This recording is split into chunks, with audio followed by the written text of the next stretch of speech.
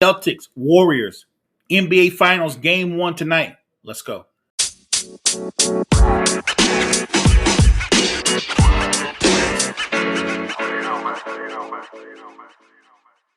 Before I get into Celtics, Warriors, real quick, this isn't the Kevin Durant Bowl. All right? This championship has nothing to do with KD. This is about the Warriors, the Celtics. Let's give the Celtics, the young Celtics, credit. They've been to multiple conference finals. Let's give them credit for breaking through and getting on the big stage. At the same time, let's throw the Warriors their flowers. 6 NBA final appearances in 8 years. That's an accomplishment. And in fact, they are a dynasty. This is a great sports event. Let's make it about the two teams that are actually in the finals and not, well, KD left, so nothing changed. He left and they went back to the finals. No, he got injured. And they lost to the Raptors. And then he decided to go his own way. And there's nothing wrong with that. It's not like the relationship with him and the Warriors didn't work. KD went to the Warriors. They went to 3 straight NBA finals. They won 2 championships, and he won 2 finals MVPs. He decided to move on.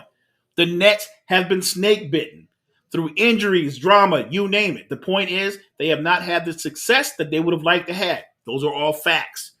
The Warriors, the first year after Durant left, had the worst record in the NBA, which is why they were able to draft James Wiseman.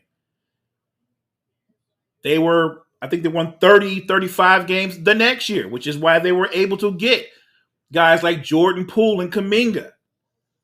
And then they made a great trade, moving D'Lo to the T-Wolves and getting back in return Andrew Wiggins, who has found a perfect role for him. So the idea that somehow if the Warriors win, there's something wrong with Durant, it's just false. And we need to get off of that. This is about the Warriors and the Celtics. That simple. Let's be clear, too, because they try to blend them in often. The Warriors won in 2015. And the next year, 73 wins, best regular season record ever, 3-1 lead. Draymond misses a game. But he was back for game 6 and game 7, and they lost. Not only did they lose, in a home game 7, with the first unanimous MVP in league history, with his backcourt mate, together, they're considered the 2 greatest shooters, or at least 2 of the 3 greatest shooters in NBA history. Draymond Green's an all-NBA defensive performer. Steve Kerr has proven himself as a coach. The point being, in a home game 7, with the game still up in the air, it's far from decided. They don't score anything the last 4 minutes of a home game 7 in the NBA Finals. So when they say we didn't need Kevin Durant, of course you needed Kevin Durant, because with Kevin Durant, you're not going to go 4 minutes not scoring anything. So moving forward, whether KD claps back or talks to a random fan or tells Draymond, I don't want to hear about who gets double teamed more, it all seems kind of petty. Even the whole notion where Draymond says, well, when we were whole, we've never lost. When we're whole, we never lost. Draymond, come on, man, you're smarter than that. You have to be. Almost every team that's lost in the finals, to some degree, could make that same statement. So going back to the Lakers in 89, Magic tears his hamstring in game 2. No one talks about that. All we talk about is that Isaiah and the Pistons broke through, won the championship, and swept the Lakers.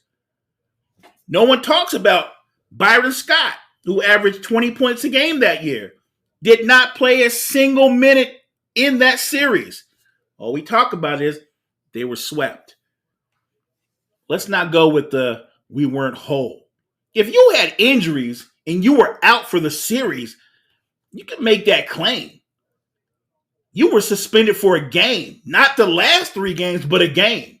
You were there for game 6 and took an L. You were there for game 7.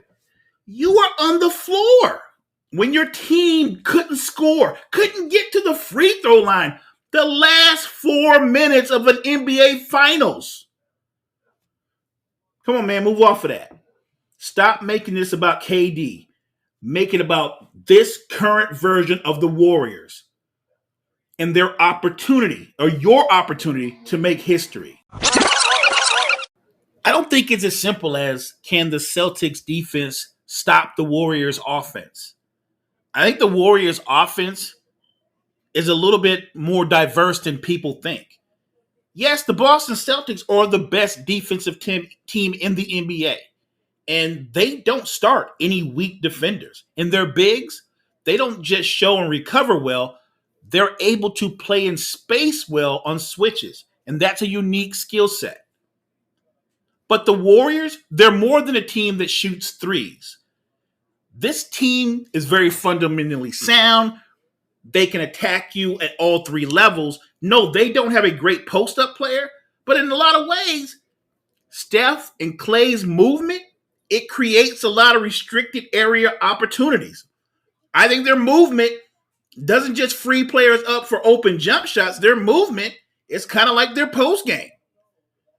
If you overplay Steph, fearing him going over or by going over the top, or him backdooring you, and somebody else slides over because he draws that much attention, Andrew Wiggins is wide open, baseline. He attacks from that side, and somebody's getting dunked on.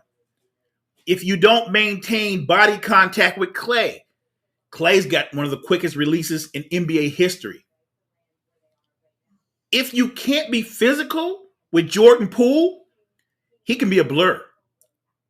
He can have you stumbling, going this way, that way, and before you know it, he's at the rim and he's scoring. This Warriors team is different from past Warriors teams in terms of the others. The addition of Andrew Wiggins, who has found his spot as that 3rd, sometimes 4th option offensively, and arguably their best wing defender, including Draymond Green. Wiggins guards the other team's best wing player, not Draymond. Draymond isn't really the greatest one-on-one defender. He's great at guarding bigs. Where he excels at is he is the best, bar none, the best help defender in the NBA. He is the captain of that defense. If it helps you, he is the Mike Singletary of the Warriors defense. And on offense, he's kind of like a quarterback. When Draymond can grab a rebound and do a hard push, it gets defenders, teams on their heels, and they're not able to set their defense.